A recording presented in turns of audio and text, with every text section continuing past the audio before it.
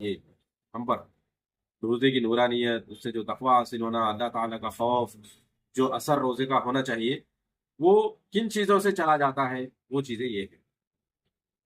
زبان کا غلط استعمال، گالی گلوچ کر رہے ہیں، غیبت کر رہے ہیں کسی کی، کان کا غلط استعمال کر رہے ہیں، میوزک وغیرہ سن رہے ہیں کانوں سے، اور اسی طرح بندگاہی کر رہے ہیں، ٹی وی دیکھ رہے ہیں یا سوشل میڈیا پر یوٹیوب پر ویڈیوز دیکھ رہے ہیں، نامحرموں کو دیکھ رہے ہیں۔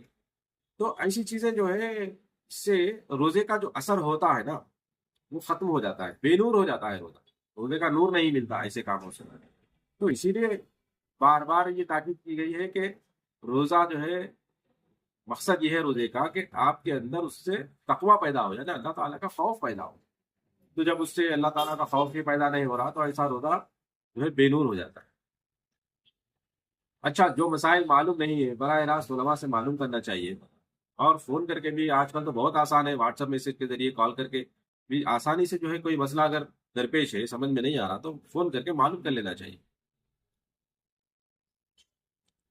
اب عام طور پہ ہمارے پاس جو ماحول ہے وہ یہ ہے کہ دینی پروگرام کے بہانے ٹی وی چلتے رہتا ہے گھر میں،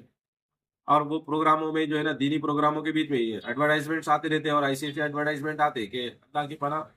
کہ جن کو جو ہے نا بندگاہی کا گناہ اس پر لازم آتا ہے، اور روزے کی حالت میں تو اس کا اور بھی زیادہ اس کی برائی جو ہے وہ ظاہر ہوتی ہے۔ تو ایسی چیزیں دیکھنا ہی نہیں چاہیے، ایسے پروگرام، ایسے دینی پروگرام ٹی وی پر دیکھیے ہی مت، کہ جس کی وجہ سے آپ کو اس کا ایڈ دیکھنا پڑے اور آپ جو ہے نا بدنگاہی کا شکار ہو جائے۔ اچھا، وہ باتیں جو روزے میں مکروہ نہیں ہے،